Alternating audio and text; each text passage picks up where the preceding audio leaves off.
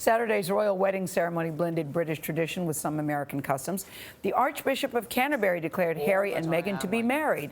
American Bishop Michael Curry delivered a rousing sermon, you could say. There were musical performances by the choir of St. George's Chapel and a group of gospel singers from the London area known as the Kingdom Choir. Vladimir Dudier spoke with some of the group's members after the ceremony. The fact that we were able to be a part of the day, even to be in this vicinity with them, is a blessing within itself. But to share what we think is what's very dear to us as singers and musicians and, you know, vessels of message givers, it transcends beyond anything. I can't quantify it. I've said a lot of words, but I'm not able to. I can't truly pinpoint how this feels. It's mind-blowing.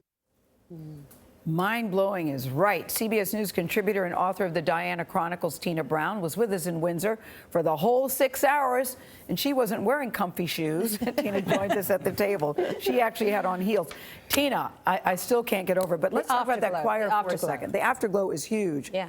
Because I met somebody from Prince Charles's office who told me that it was Prince Charles's idea to get the gospel choir. And he presented that to Harry and Meghan. Wow. I was surprised. I just assumed that it was Meghan. She said, nope, it was Charles's idea. I know. It was a mind-blowing fact to learn. Did you hear that too? I did. But, you know, Charles is just really an offbeat and wonderfully sort of progressive and eclectic guy. I mean, he loves all kinds of music.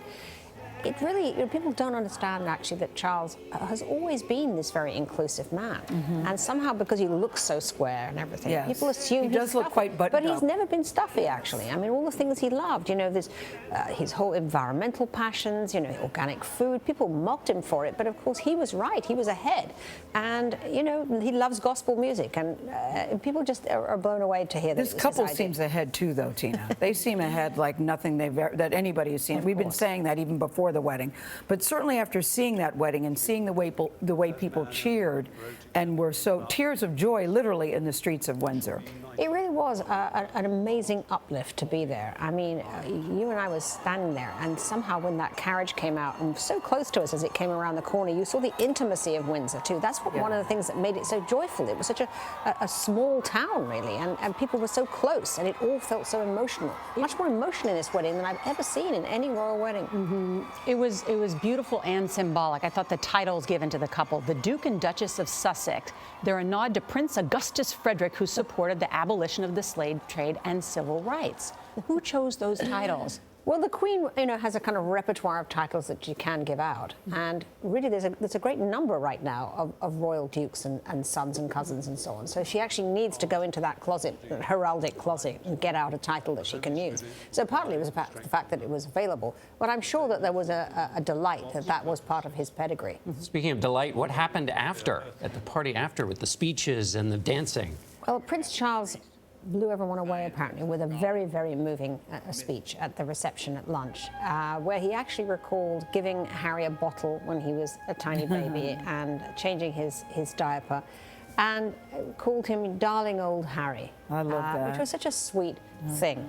And I think you've seen a lot more emotion from all of the royal family. This was the most loved-up wedding that I can remember with the royals. You know, there's such a fierce passion between these two people. And, you know, you even saw Princess Anne's daughter, Zara Tindall, her husband was patting her baby bulge, and there was love, and there was Charles calling him darling old Harry. I mean, this is not the usual royal wedding. No, the love stiff upper lip. The stiff upper lip really did not just tremble; it just like it was blubbering. Yes. I heard people didn't know that the royals really didn't quite know what to make of Reverend Curry. I saw somebody from who knows the royal family very well. They said, "Listen, the Queen would have seen what he was going to say, but she would not have known that he was going to deliver it that way." Saturday Night Live said it's like a chicken and waffle kiosk in a pottery barn. That people were like, "What in the world is this?" But I think they liked it. I think that they, you know, I actually heard that everybody just thought it rocked, you know, that they loved it, and it just brought that energy into that church. And then when you followed it with the gospel choir, it was like, this is a happening marriage, you know, a happening marriage. Amazing message, too, because he was focused, sure, on the love of the couple, but then he turned it around to the rest of the world and said, love brought us here, but bring this love back out into the world. That was it was actually beautiful. I thought it was a complete hit.